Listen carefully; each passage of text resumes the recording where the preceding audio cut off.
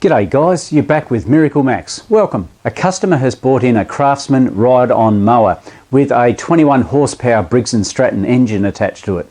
Now it's blowing heaps and heaps of smoke. So what's wrong with it? Let's figure it out.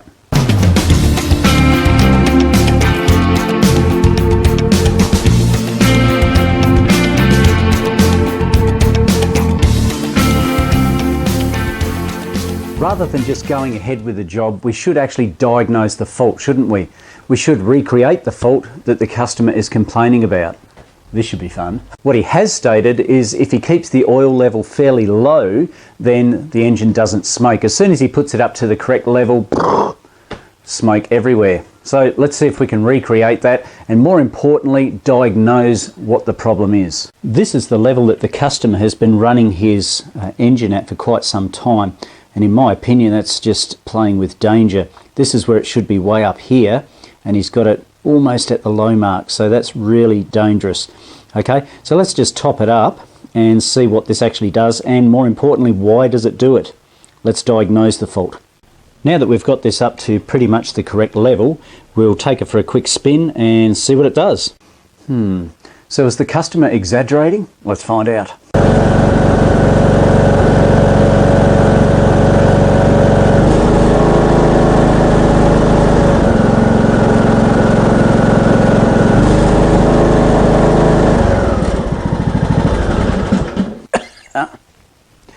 I think the customer wasn't joking. In the words of Eric O, well, there's your problem, lady. At this point, I could quite confidently go ahead with the repair. I'm pretty sure I know what's wrong with it. Is that guesswork? Yes, it is. What am I all about? Diagnosis. How can we sort this out? What is causing this problem? Let's try a few little tricks to see if we can sort out where this oil is coming from and why it's burning. One thing they've designed into this particular machine is ease of access, simply by lifting up the bonnet and disconnecting our headlight assembly. All we have to do with the bonnet is a bit of a wiggle, and it simply pulls away to give us really clear access, which is awesome. The test I'm going to carry out now is called a cylinder leakage test. Now this thing I just bought off of eBay, I think it was for 20 odd bucks or something along those lines. It wasn't too dear, can't quite remember the price, but even this cheap unit should be able to sort out the issue that we're having. So what we need to do first is to remove our spark plug. What do you think the spark plug electrode will look like? Well, have a think about it. It's been burning a lot of oil, therefore we're most likely going to see a fouled spark plug to a certain extent. Let's have a look. Thoughts? Look at that. That is hilarious. That just cracks me up. There's a classic example of an oil burning motor. Man, that is disgusting. Check it out. Time for a new one, I'm thinking. We now need to get our piston at top dead center compression stroke. So if you just stick your finger over the top there and rotate the engine, and hopefully don't burn your finger too much, which is getting warm. Let's rotate that engine around until we get compression. Yeah, compression's there already. Okay, so I need to figure out if my piston is at top dead center or not. Yep, there's top dead center. And just so you don't have to take my word for it, I'm going to use my cheap Audi inspection camera. Once I turn on some LEDs. There we go. Wait for it to focus a little bit. There's the top of our piston. Look how oily it is. Man, that's disgusting. Okay, so our piston's up at top dead center anyway. But look at the carbon build up, and that's as a result of course, you know, burning oil. So that's a bad situation to be in. I might even suggest to the customer to run some cleaner through it to try and get rid of some of those carbon deposits, but hell, that's bad, isn't it? We screw in the adapter from the kit straight into the spark plug hole. Make sure it's relatively tight. It's got an O-ring there, so you only need to do it finger tight. Before you connect your shop air, you should always disengage the regulator here all the way to the left, anti-clockwise, and then fit your air to it. As we bring the pressure up, so it should be at about 0 up here. Now we can hook it up to our spark plug.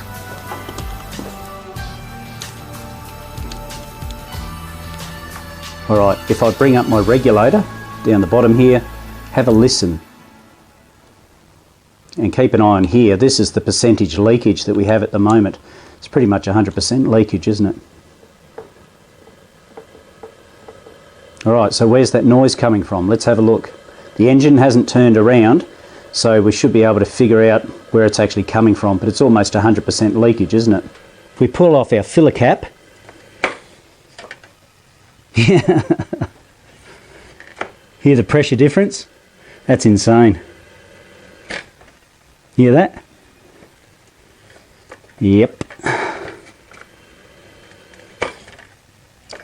So that confirms my theory and what I've researched.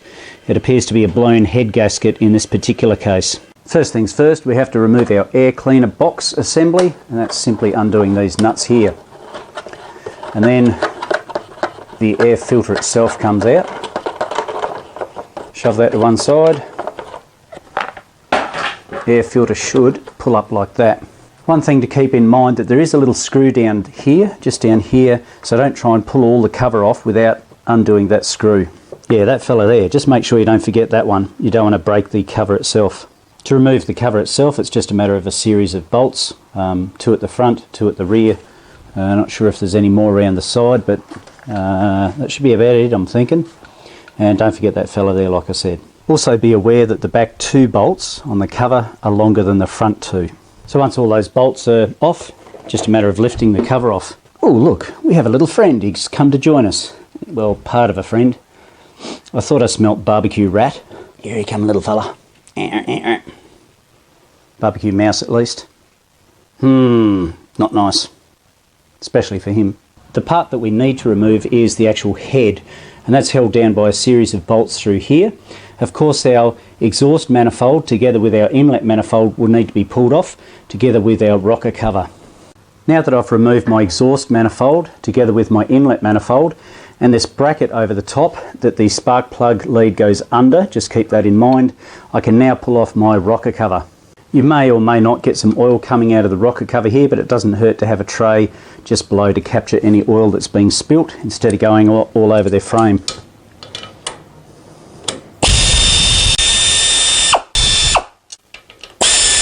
Generally speaking, these don't use a gasket anymore, they just use silicone, and sometimes they're stuck quite hard. So let's see if we can lever that off with a screwdriver. Go the Mighty Max muscles. Okay. Clearly because I haven't been to the gym this week, or any other week for that matter. Try not to bend the actual rocker cover, of course. You want to gently lever it in different spots to try and get that silicone to break away. Now I can hear it moving. Might take a few levers, hey. There we have it. So as I said, it's silicone now, so we'll have to make sure that we put a good smear of silicone on there later on. Using a T20 Torx bit, we can release the lock nut that is on the inside of this main nut. Look how loose these valves are. I bet you that they've never been done. So we'll loosen both of those, and then we can undo these main nuts here, which will take off our rocker arms, and of course our push rods as well. Keep these separate so you know which is inlet and which is exhaust. Exhaust is this fella here, inlet is that fella there. I might just mark them with a white marker on the side here. And now our inlet, together with our push rods, of course. Notice the colour difference between the push rods, the darker colour, and then the lighter colour down the bottom. It's a good idea to keep them all separate so they go in matched, like they're meant to. You can clearly see the colour difference between the two. Inlet, exhaust. Best way to remember is clean goes in, dirty goes out. All we have to do now is remove all these bolts, the head bolts themselves, and get them out the road. It's a good idea to do them evenly, just release them nice and slow so don't rattle them and then pull the bolt out all the way. Loosen them and then pull them off evenly. Just to give you a quick view of how bad the cylinder head was carbon wise, I've given it a quick scrape over with my scraper. I'll use a wide brush shortly, but that's just some of the carbon that's come off, which is clearly just oil that's come in there, hasn't been burnt properly, turns into carbon and then just sticks like glue. And hopefully if I can carefully get it off, I can show you where it's been damaged. So if I get it off in one piece, I should be able to show you where it's damaged over the other side. just for the sake of the exercise, so you can have a little bo peep at it and suss it out. Of course, I've got heaps of scraping to do yet on this side of things. That'll get rid of a lot of that carbon build up, and of course the damage that was done to the spark plug too. Okay, see that? It's all through here where it's blown, and of course through here and here. Oh, look at that, perfect. There's a good example. Right, you can clearly see where the oil's been dragged in through here and through here, and of course that is where the oil gets dragged in through here, drawn in by the piston. Oil sits on top of the piston, then eventually gets burnt and carbon all over the top. No good. But excellent, there's a clear indication of our fault, so we've diagnosed it correctly, without a doubt. So after carefully scraping the block surface, the cylinder head to block surface down, I was able to use a bit of wet and dry paper. In this case it's 1500, but something fairly fine would be great. And the beauty is that these little locating pins actually come out, so that's fantastic. You can sand to your heart's content. Now the goal is not to get rid of every little nook and cranny, but to make sure that the surface is nice and flat. And we can see these little areas that were pushed through before are now pretty much gone, and I'm happy with the surface there now. So I can start to prepare the replacement head gasket and start putting it back together. Just using a hand wire brush, you're able to get rid of a lot of that carbon and improve the combustion chamber area. Now you're not going to get it all off, so don't panic if it still looks a bit carbon there, but as I mentioned, I might try and use a bit of an intake cleaner on it, and hopefully that might help it as well. But you can clearly see already where I've buffed it, and that's coming up quite well. I'll do the same on the top of the piston. Hopefully, in theory, you're not meant to scrape the top of a piston because it can use oil afterwards, but I think for the extent of the carbon that was built up on this particular engine, it's important that we actually remove the carbon that's built up in there. I don't think we're going to end up with oil burning problems afterwards, that's for sure. But yeah, that's coming up all right. There you go, what do you think? Certainly better than it was, isn't it? I'll give it a clean up, a bit of a wash, etc. But carbon wise, I'm pretty happy with that. I'm happy with how I've cleaned up the head and the block assembly. They seem to be in pretty good condition. One thing to check before we actually go any further is to check for warpage, particularly across this area where the head gasket was blown. One method you can use is just using a straight edge and putting a light behind it. You should be able to see, well, you shouldn't be able to see anything, put it that way. Okay, I'm just moving the light backwards and forwards, and you can't see any light coming underneath the steel rule there. As an example, if there was warpage, I'll just lift it up a little bit. See the light coming through there? So that would indicate that there's a bit of warpage on the head. Generally speaking, we would find it in the middle here somewhere. But as you can see, there's no light coming through underneath the steel rule. You've got to hold it very square, of course, but that's I'm happy with that result. So, time to chuck it on. Just before we put it onto the motor itself, I have noticed that these little locators or seats or whatever you call them come off the top of the valve, so just be aware of that, guys. If you're cleaning them, make sure that they locate properly and they don't fall off, otherwise you might be searching for them and they will not be found. Anyway, back to the engine. Now that our head gasket has been put on in place, it's a matter of locating the head onto the actual cylinder block, which could be a little bit tricky. In you go there, fella. Up a bit, down a bit, up a bit, down a bit. There we go. So we can stick our bolts in next. Now that I've put the head on, I've just put these bolts down at an even tension. They weren't very tight at all. The overall tension is meant to be 150 inch-pounds. Keep that in mind, it's not foot-pounds, it's inch-pounds. But for now, I'm going to do it in two sections, two stages, I guess you could say. First of all, I'm going to do it at about 80 inch-pounds. And watch the sequence that I use, and then I'll go on to 150 inch-pounds. So the method that I will use will be across from one another, maybe one here, one down here, 2, 3, 4, 5, 6. We'll see how we go. The important thing is to stagger it. That's the most important thing.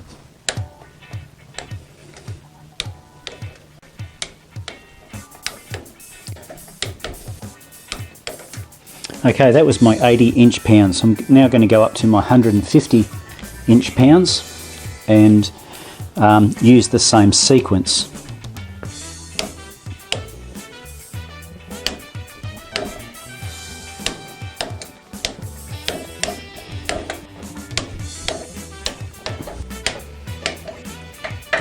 Certainly doesn't feel very tight, but that is the specs. 150 inch-pounds. Next, our push rods go in. Remember, the light one was the intake. In he goes, and the exhaust was the darker coloured one. Just make sure that it sits onto the camshaft area properly, so that it doesn't get cocked off to one side. That feels good. Remember, I marked them before. I for inlet, and E for exhaust.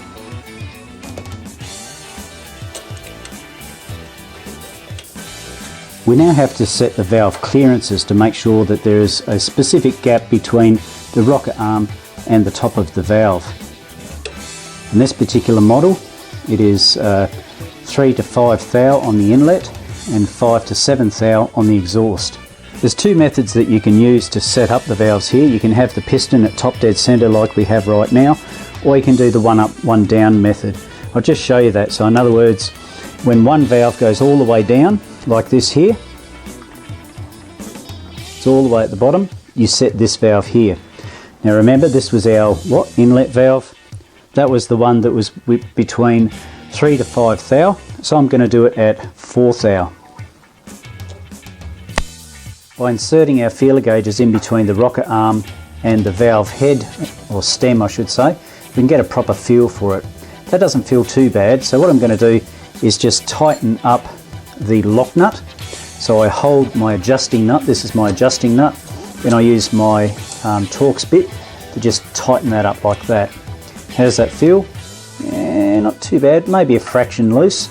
So I'm just going to back off my lock nut, just a smidgel, and take that up a bit and tighten my lock nut once again. And that feels pretty good. Keep in mind that this is a 4 thou feeler gauge. Our measurement was between 3 and 5, wasn't it? So if I'm halfway between and it slides in okay, like that, it should be all good, hey? So just confirm that our lock nut is done up tight, and then we're onto the exhaust. We can now turn the engine over and do our exhaust valve by having our inlet valve down all the way. Remember, the measurement was between 5 and 7 thou, so I've chosen 6 thou as my measurement, my clearance. And that feels pretty good. Nice and snug, but it slides in and out quite easily. Rocker cover goes on next. These rocker covers only use a silicon seal around there, as in like a silicon gasket. So you don't have to put heaps and heaps of stuff on there, guys, just a reasonable amount so that it's going to stop the oil leaking out. So here's an example of how much to put on, just enough to bead it so that when it gets squished together, it stops any oil leaks coming in. So that should do it. So now that the rocker cover is in place, I can put on my exhaust manifold and inlet manifold. Just be aware with the inlet manifold, there's an O-ring. It does get squished out of shape, so make sure it's located into its little seated area, and perhaps a bit of silicone over this side on the exhaust wouldn't be a bad idea. And now for a new spark plug. I just want to make sure that I don't get the wrong one and put the wrong one in. Can you see which one's the new one? What a laugh, check it out. This guy actually mows lawns for a living, and he was operating it with this spark plug under these conditions. So yeah, not the best. I'm thinking this is the fella that goes in. Thoughts? Remember, the two longer bolts go to the back. And of course, don't forget this little screw here that goes down here in the intake box. I might even splurge and give the air cleaner a bit of a blowout. What do you think?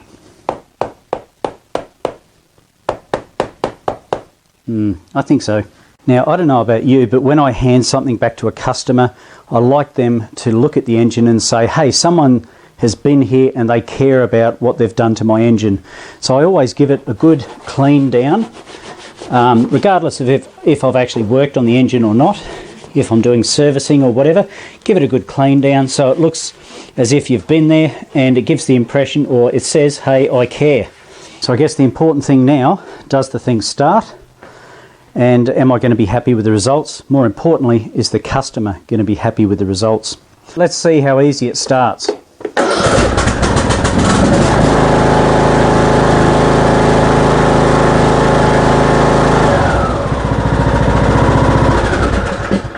Well, it certainly sounds a bit sweeter, doesn't it? Let's take it outside, give it a clean, and then put it through its paces. As I've already stated, because this engine was so badly carboned, I'm going to use an upper engine cleaner, which is a spray. The one that I've selected is a genuine Subaru one that the dealerships use. The apprentices that I teach swear by this stuff, and they reckon it's the bee's knees or the duck's guts. Now, what it recommends is that you get the engine hot, and also that you spray half the can into the engine while the engine is turned off, and then start it up, and then the remainder of the can you spray in as it is running.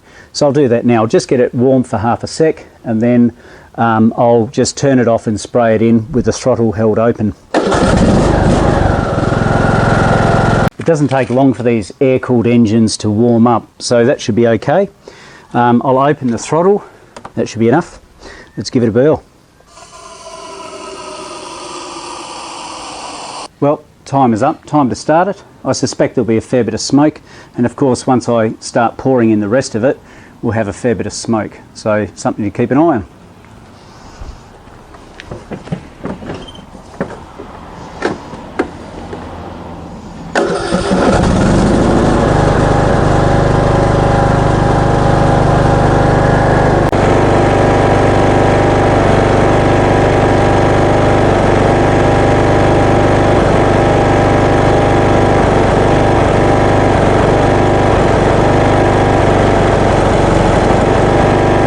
I'm happy with the way that it runs and starts and idles, of course. It's idling quite smoothly. We've got rid of most of those carbon deposits, of course, which makes it a lot better. That spark plug was totally knackered, wasn't it?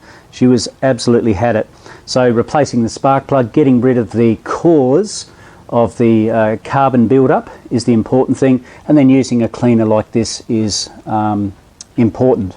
So the beast, she lives. Let's see what it does.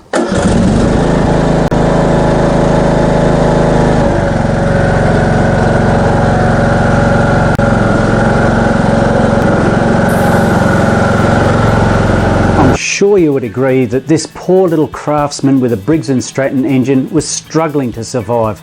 The amount of carbon that had built up inside the engine, fouling that spark plug as well, it was amazing that the thing started, let alone ran for a while. So, blown head gasket, we could prove that through a cylinder leakage test, and seeing the carbon build up on that spark plug was a dead giveaway. It's a fairly common fault for these Briggs Stratton engines, so look out for it, guys. I've gone to the nth degree to try and solve this problem, not just getting rid of a blown head gasket, replacing the spark plug, cleaning the carbon off the piston top as well as the cylinder head, and of course using that upper cylinder cleaner. Hopefully that should help solve the carbon issue. It seems to run a lot better now. I hope you've enjoyed watching this video, guys. It's been fun working on the little Briggs Stratton engine. I hope the customer is satisfied. If you did, please subscribe to the channel, give it a like, and always feel free to comment down below. And don't forget about that notification bell. You don't want to miss out on any future videos. Until next time, this is MiracleMAX signing off. I'll catch you later, guys.